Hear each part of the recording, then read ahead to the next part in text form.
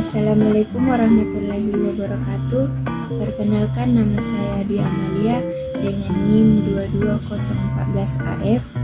Saya dari kelas reguler A dengan nama dosen saya Maulana Zulkarnain Imansyah S.Farm M Biomed. Baiklah, dalam video ini saya akan menjelaskan tentang sistem saraf. Pertama-tama yaitu pengertian tentang sel saraf. Sel saraf atau neuron adalah sel yang merupakan satuan kerja utama dalam sistem saraf manusia. Sifat unik dari sel saraf yaitu peka terhadap rangsangan. Ini membuatnya berbeda dibandingkan sel lain di dalam tubuh. Sistem saraf mengkoordinasi, menafsirkan, dan mengontrol interaksi antara individu dengan lingkungan lainnya. Saraf adalah suatu jaringan yang kompleks. Jaringan saraf terdiri neuroglia dan sel Schwann, sel-sel penyokong, serta neuron sel-sel saraf.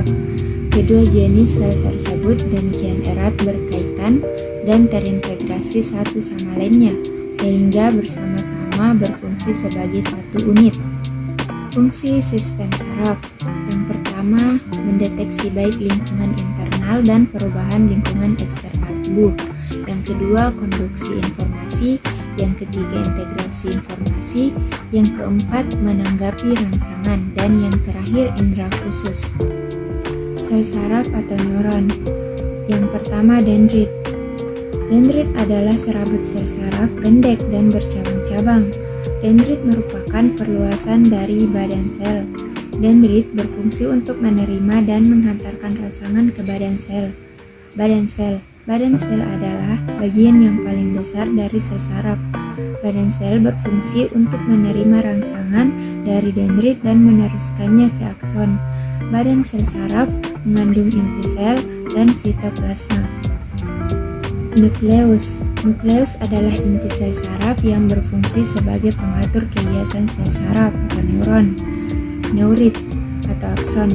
Neurit adalah tonjolan sitoplasma yang panjang, lebih panjang daripada dendrit, berfungsi untuk menjalarkan impuls saraf meninggalkan badan sel saraf ke neuron atau jaringan lainnya.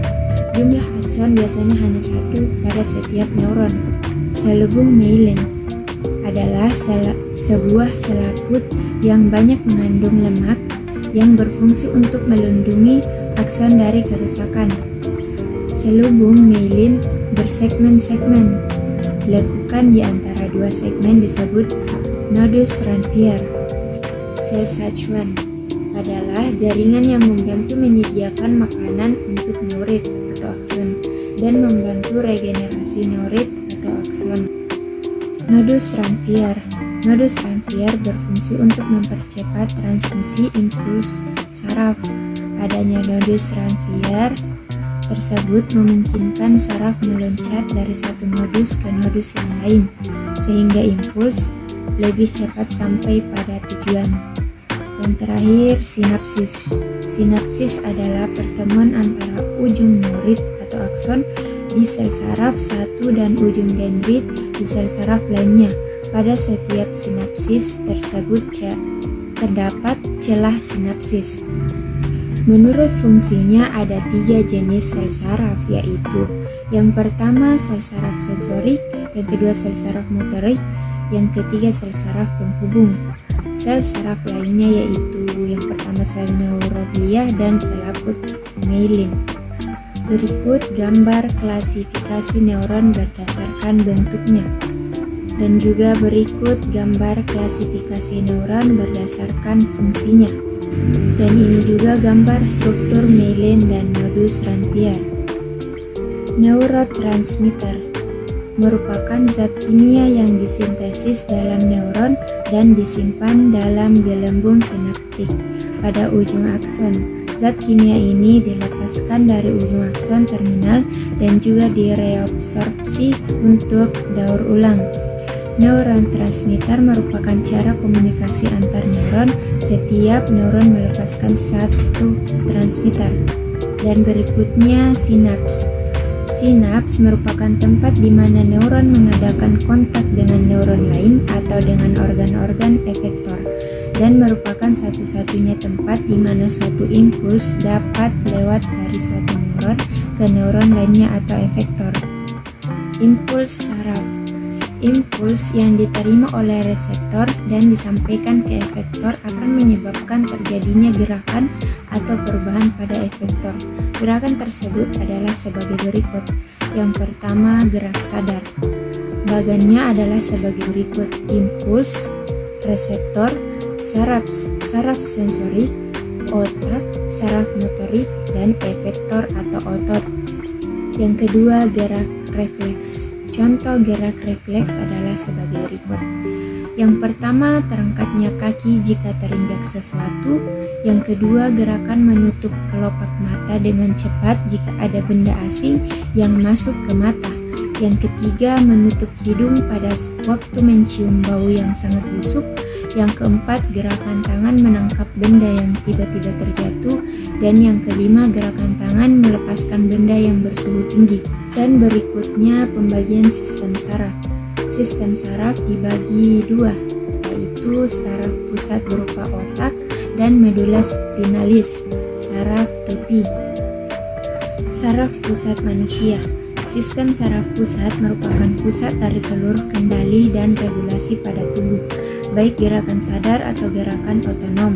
Dua organ utama yang menjadi penggerak sistem saraf pusat adalah otak dan sumsum tulang belakang.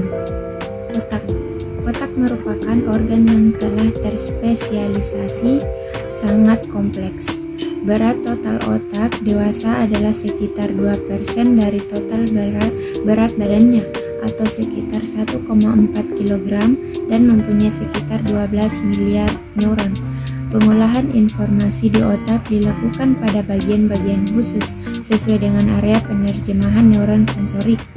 Otak depan. Otak depan terdiri dari otak besar atau cerebrum, talamus, dan hipotalamus. Berikutnya, otak tengah. Otak tengah merupakan bagian terkecil otak yang berfungsi dalam sinkronisasi pergerakan kecil, pusat relaksasi dan motorik, serta pusat pengaturan refleks pupil pada mata. Otak tengah terletak di permukaan bawah otak besar atau cerebrum. Otak belakang. Otak belakang tersusun atas otak kecil, cerebellum, medula oblongata, dan pons varoli.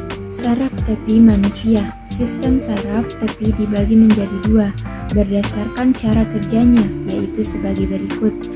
Yang pertama, sistem saraf sadar, dan yang kedua, sistem saraf tak sadar atau otonom. Adapun kelainan pada sistem saraf, yang pertama stroke, dan yang kedua tumor otak, dan yang ketiga ayan atau epilepsi. Baiklah, itulah tadi penjelasan tentang materi sistem saraf. Mohon maaf jika ada salah kata. Saya akhiri dengan ucapan wabillahi taufiq wal hidayah. Assalamualaikum warahmatullahi wabarakatuh.